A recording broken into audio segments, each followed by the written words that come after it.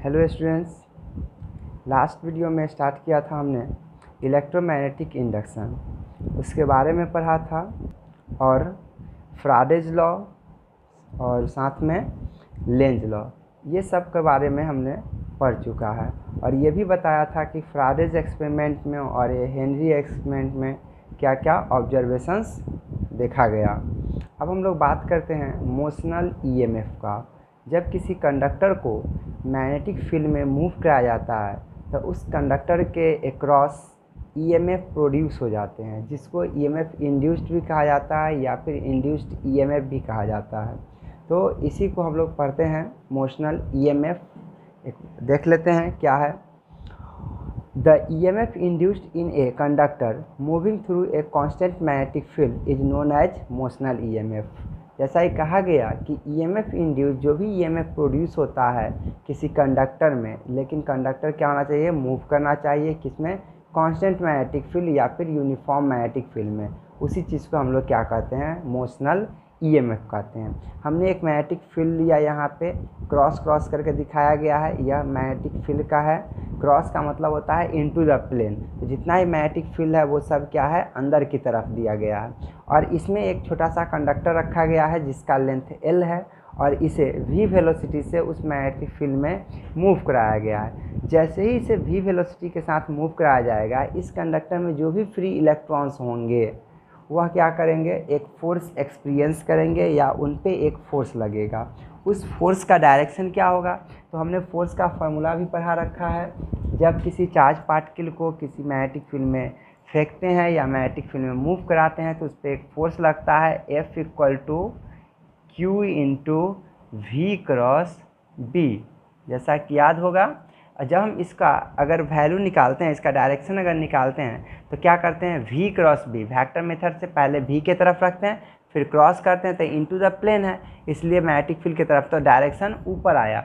लेकिन यहाँ पे चार्ज जो है वो निगेटिव है, इसलिए जो मैग्नेटिक फोर्स होता है उसका डायरेक्शन डाउनवर्ड होता है। तो जितना भी इलेक्ट्रॉन है वो सारा का सारा किधर आना चाहेगा, डाउनवर्ड आना चाहेगा। The electrons in the conductor experience a force Fm - E × V cross B।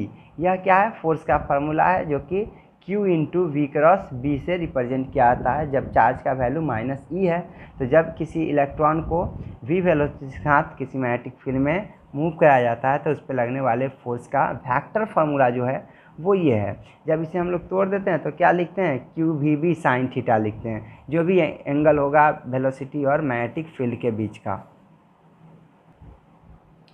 Under the influence of this force, इस फोर्स के कारण the charges accumulate at both ends until the downwards magnetic force EVB।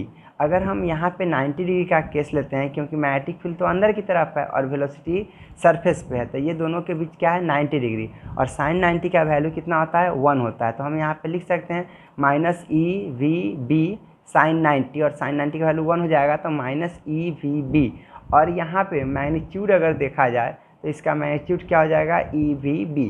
और इस force के कारण जो charge होगा वो दोनों इंड पे एक्यूमुलेट होना शुरू हो जाएगा, क्योंकि इलेक्ट्रॉन जैसे ही किसी एक इंड की तरफ शिफ्ट करेगा तो दूसरे इंड पे पॉजिटिव चार्ज डेवलप हो जाता है। तो यह जो फोर्स है EVB, यह तब तक लगते रहता है जब तक कि इस फोर्स को बैलेंस करने वाला कोई अपवर्ड डायरेक्शन में, ये तो डाउनवर्ड डायरेक्शन का फोर्स था, अपवर्ड डायरेक्शन में कोई फोर्स ना लगने लगे। तो अपवर्ड डायरेक्शन में जो फोर्स लगता है वह लगता है E × इलेक्ट्रिक फील्ड। E क्या है, इलेक्ट्रॉन, और E क्या है, कैपिटल E क्या है, इलेक्ट्रिक फील्ड है। तो यह फोर्स क्या करता है, इस फोर्स को बैलेंस करता है, मतलब इलेक्ट्रोस्टैटिक फोर्स मैग्नेटिक फोर्स को बैलेंस करता है। At this point electron stops moving, और ऐसे टाइम में इलेक्ट्रॉन क्या होता है, रुक जाता है, मूव करना बंद कर देता है। The condition for equilibrium requires that, equilibrium के कंडीशन पे क्या होना चाहिए कि जो मेरा इलेक्ट्रोस्टैटिक फोर्स है और जो मेरा मैग्नेटिक फोर्स है उस दोनों का वैल्यू, ये दोनों का वैल्यू आपस में क्या होना चाहिए, इक्वल होना चाहिए। तो इक्विलिब्रियम कंडीशन पे क्या होता है, जो इलेक्ट्रोस्टैटिक फोर्स होता है E × capital E = magnetic force EVB, इसके बराबर होगा। दोनों तरफ इलेक्ट्रॉन है इसलिए दोनों का चार्ज कैंसिल हो जाएगा और बचेगा E = VB। जब हमें इलेक्ट्रिक फील्ड पता हो जाए तो हम उसके बीच का पोटेंशियल निकाल सकते हैं वो कैसे, तो चेंज इन पोटेंशियल जो होता है वो ई डॉट डी आर होता है, तो यहाँ पे डी आर नहीं लेंथ है इसलिए ई इंटू एल होगा, और ई का वैल्यू क्या है, वी बी है, मतलब वेलोसिटी है और मैग्नेटिक फील्ड है, साथ में एल लगा लिया गया, तो इसको हम लोग बी एल वी भी बोलते हैं। तो चेंज इन पोटेंशियल क्या आ गया मेरा, बी एल वी। एक्चुअली यही पोटेंशियल इंड्यूस्ड ईएमएफ का भी काम करता है, एक्चुअली ये ईएमएफ ही है, बी एल वी, यह इंड्यूस्ड ईएमएफ है। Where the upper end is at higher electric potential than the lower end. अब एक्चुअली क्या हुआ था कि जो मैग्नेटिक फोर्स लगा इलेक्ट्रॉन पे, तो वह सारे इलेक्ट्रॉन को कहाँ ले गया, बॉटम की तरफ शिफ्ट कर दिया, तो ऊपर वाला क्या हो जाएगा, पॉजिटिव, और नीचे वाला क्या हो जाएगा, निगेटिव, और पॉजिटिव वाले को हम लोग क्या बोलते हैं, हायर पोटेंशियल बोलते हैं। Hence we can write like this, where the upper end is at higher electric potential than the lower end. Thus, a potential difference is maintained between the ends of a conductor as long as the conductor continues to move through uniform magnetic field। मतलब जो conductor है उसमें EMF तब तक रहेगा जब तक हम लोग उस कंडक्टर को मैग्नेटिक फील्ड में कंटिन्यू मूव कराते रहेंगे। जब तक वो मूव करेगा तब क्या होगा, ईएमएफ जो होगा वो बी एल वी होगा। अगर उस कंडक्टर का रेजिस्टेंस आर है, if R is the resistance of the circuit, then current in the circuit is I equal to E M F by R, और ई एम एफ कितना आया है, B L V by R. ये मेरा क्या था, एक कंडक्टर को हमने मूव करा दिया, एक स्ट्रेट कंडक्टर को ईजिली मूव करा दिया किसी मैग्नेटिक फील्ड में। लेकिन इसके अलावे और भी तरीका है, हम लोग मैग्नेटिक फ्लक्स को चेंज करके भी बना सकते हैं, तो हम दूसरे तरीके को भी देख लेते हैं। We can also find the induced EMF and induced current as, कैसे निकाल सकते हैं, तो सबसे पहले तो हमें डायग्राम को अच्छी तरह समझना पड़ेगा कि यह एक मेरा डायग्राम है जिसमें यूनिफॉर्म मैग्नेटिक फील्ड दिया हुआ है इनटू द प्लेन, और इस प्लेन पे एक रखा गया है कंडक्टर या कॉइल बना करके रखा गया है, एक कंप्लीट सर्किट रखा गया है जिसमें आर जो है वो एक्सटर्नल रेजिस्टेंस है, और यह एक कंडक्टिंग वायर है जिसमें यह एल लेंथ का P to Q L length का कंडक्टर है जो वी वेलोसिटी के साथ मूव करेगा इस दोनों वायर पे। तो यह जो क्या होगा, जैसे ही ये अंदर की तरफ मूव करेगा तो इसका एरिया जो होगा वो छोटा होगा, जब ये बाहर की तरफ मूव करेगा तो फिर इसका एरिया जो होगा वो बड़ा हो जाएगा।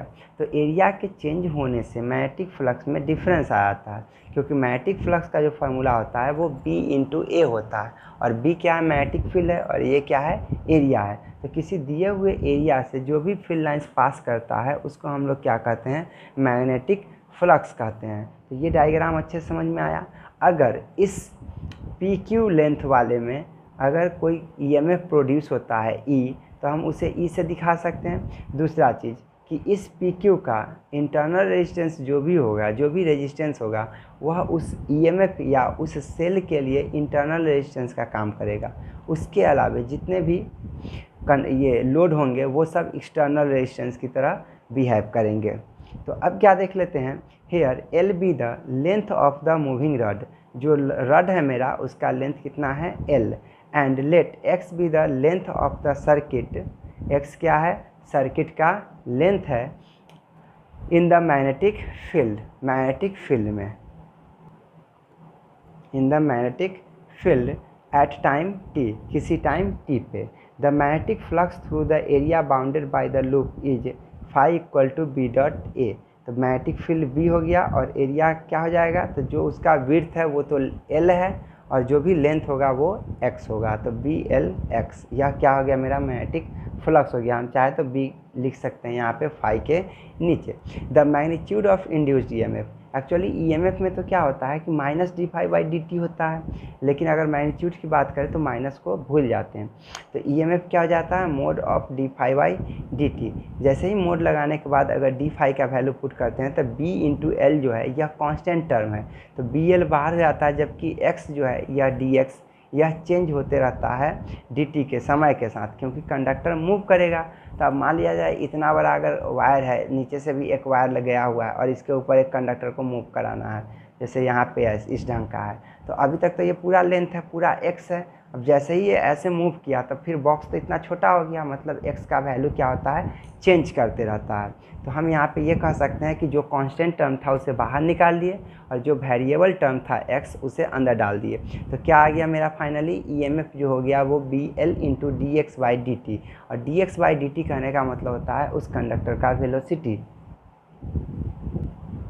Hence EMF in the conductor equal to BLV। फिर से वही रिजल्ट आया जो पिछले बार आया था, लेकिन दो अलग अलग मेथड है। जो भी मेथड पूछा जाएगा NCERT में जनरली यही सर्किट बनाने के बाद बनाया गया है, और ऐसे किसी भी बुक में उस ढंग का रहता है या कहीं भी मिल जाता है। अब तो BLV हो गया।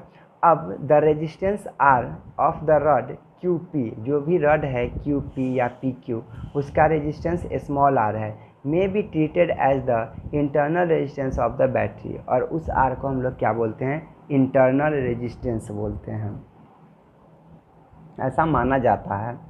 द इंड्यूस्ड करंट इज, अब अगर EMF मुझे पता चल गया, रेजिस्टेंस पता चल गया, तो हम करंट का भी पता लगा सकते हैं। तो I इक्वल टू क्या होता है, EMF/R।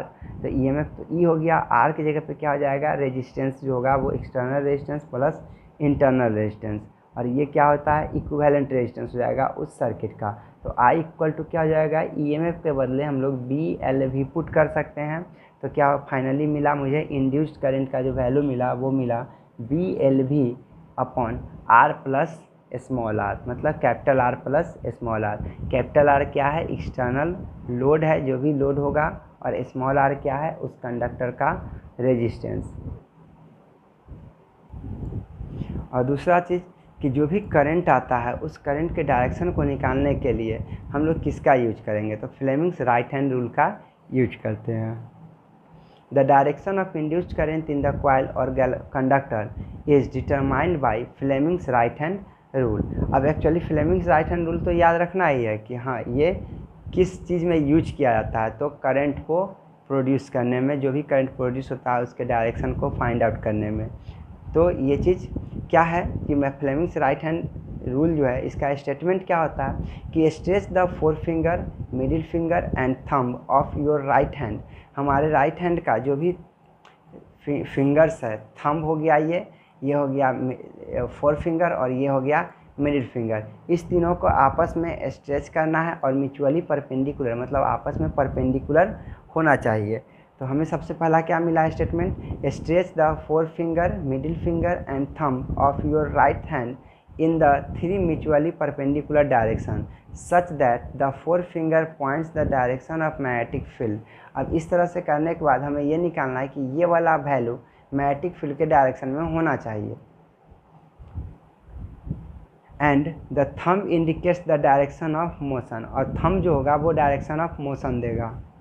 तो जैसा कि फिगर मेरा था, अंदर की तरफ था फील्ड और ये थंब इस तरफ था, तो ये मेरा क्या आ जाएगा फाइनली, यह करंट का डायरेक्शन आ जाएगा। करंट का डायरेक्शन क्या होगा, अपवर्ड होगा, नीचे से ऊपर की ओर होगा।